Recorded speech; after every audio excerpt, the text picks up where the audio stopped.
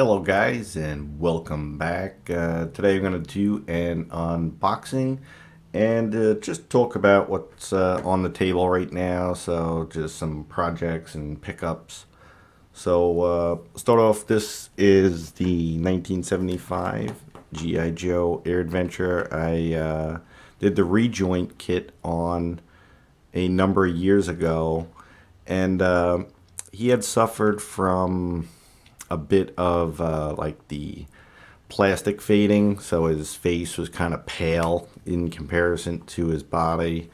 So I just recently just did a touch up where I mixed up some paints and used a Q-tip to dry brush, some flesh tone onto him, kind of give him, a more original look.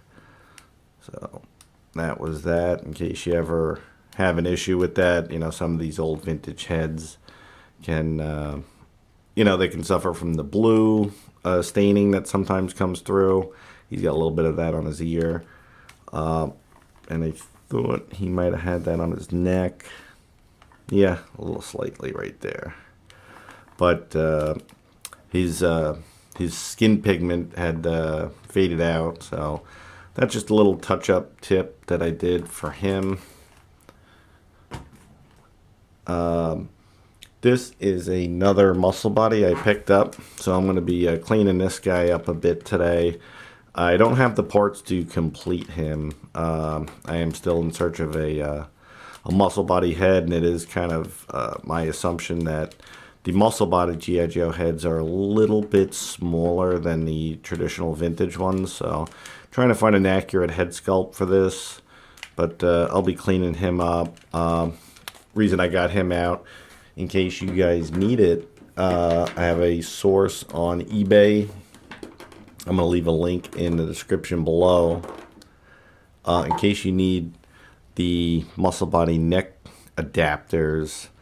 So this is how I got that guy. He has no arms, no head, and no neck adapter either. So this gentleman on eBay, he makes 3D printed versions, so in case you need, I'll leave a link in the description below where you can pick one up for yourself. Aside from that, a couple other little things. Picked this guy up about a month or so ago. This is the 7-inch Arnold Schwarzenegger from Commando figure from 1985. It's a figure that I didn't have. My brother had it, and I was jealous of it, and I never got one. I did actually get the large 16-inch one, and I still own that as a kid. But this was the 7-inch one, and I just went back, picked one up. Picked another one up for my brother, too, because he had lost his years ago. But just a really cool figure from childhood, one of those that got away, and I added them to the collection. He's missing all of his stuff, but I'm fine with that. It's cool to have him in the collection, and maybe over time I'll get his gear. But just a cool little pickup. Figured I'd show you guys what I got. And the most recent is the, I thought these were classed as 12-inch, but I guess they're like 13-inch. The vintage Kenner line of Star Wars. So this guy, again, he's incomplete as well, but he's in pretty good shape. His joints all work, so that's definitely a nice thing. I know the hands on these normally melt or break apart, have a reaction with the plastic. So he's still in pretty good shape. So he's a long-term project for me to get this guy completed with his belt, his cape, blaster, and backpack. Pretty monumentous list of things to get for him, but I thought it would be cool to have him in the collection.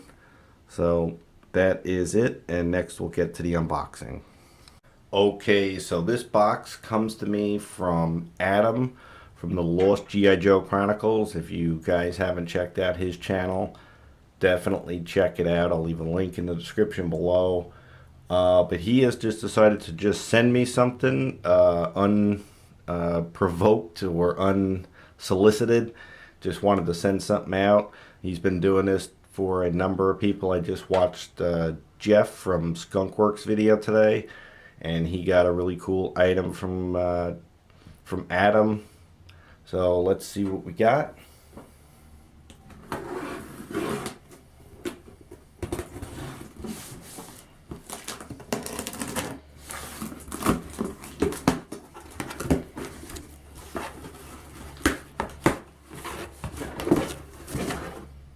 Alright, so we got a note there. It's really cool. It says, Pete, just a small token of my friendship and appreciation. You've been a good friend and a great supporter of my channel. God bless. Adam, thank you very much. I really appreciate this.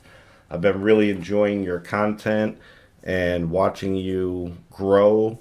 And now you're getting into the flocking, and I see you've caught the bug. It is super fun and rewarding to do, so keep getting at it, and it's going to be a fun adventure for you to go on. And here we go.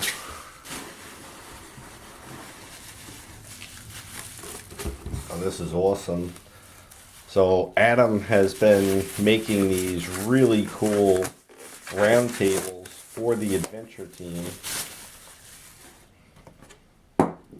And I finally got one because I am part of the Axis of Awesome, as we all call ourselves. So that is super cool. Look at that.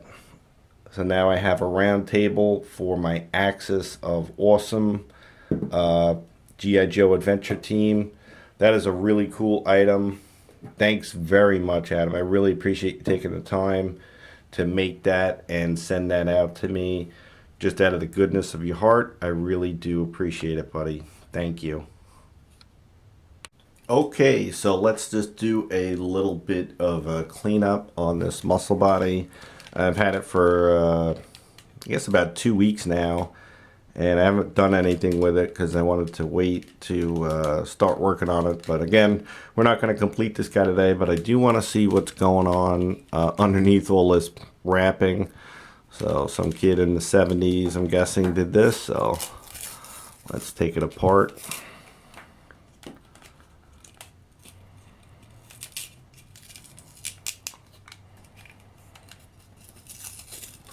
It's definitely leaving a lot of residue. That looks like it's going to be kind of a pain in the butt to remove. There we go. Yeah, that's ingrained on there. But at least there's no puncture hole. I was kind of wondering why they did the bandaging. And let's see. We still got the original rubber in there. He's rattling around with that. It looks like I might be able to pop them open too. But let's see what we could do to get this cleaned up. Alright, so I'm going to get started with some alcohol. That's my usual go-to. Great for deflocking and for cleaning figures. Hopefully it'll help break up some of this glue residue. It's been sitting on this figure since probably sometime in the 70s, maybe 80s, who knows. So I'll keep working on that, see if I can't get this cleaned off.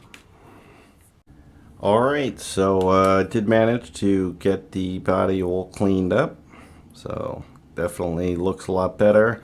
So I'm going to go ahead and attach, and I also got out all of the residue from inside the body, from the broken dried up rubber that held the arms and head on originally. So if you don't get that out, you'll get a rattle, so that's annoying. So I got rid of all of that. So let's go ahead and get this new 3D printed neck adapter attached. Okay, so doing my usual flat elastic, knotted over the thicker elastic to put the neck adapter into place. Alright, so that's all knotted off, and just cut off the excess. And you end up with that nice clean, finished look. You can pop your head on. So once I get a head sculpt for this, I can finish this guy up and get him back in action. Alright, so that's it for today's video. Hope you enjoyed taking a look at the little haul and projects I've been working on. Thanks again to Adam for sending out that awesome round table for the adventure team. Really do appreciate it. As always, guys, thanks for watching. Until next time.